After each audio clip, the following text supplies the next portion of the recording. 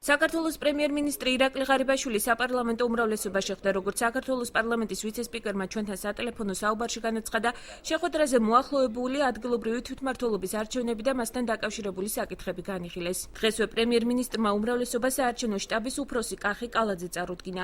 ასევე გახდა ცნობილი, რომ აპრილის პირველი რიცხვებამდე ქვეყნის მასშტაბით კოალიცია ქართული ოცნება დემოკრატიული საქართველოს ყველა საქალაქო და რაიონული ორგანიზაციის ხელმძღვანელს აერჩევენ. რაც შეეხება ბათუმში ოფისის უფროსის ვინაობას ბაძე განმარტავს, რომ უახლოეს დღეებში კონფერენციაზე გადაწყდება. კოალიციური რეჟიმი დაიწყებს ასე ვთქვათ შტაბურ მუშაობას, ანუ გაიხსნება რაიონებში შტაბები, შტაბური ხელმძღვანელი, იმას ეხება ორგანიზაციული სტრუქტურა და დაიწყებს უკვე პერსონალიებზე ლაპარაკს, კანდიდატების შეცვლა, კანდიდატურები მერებისა და გამგებლებისა და ასე შემდეგ.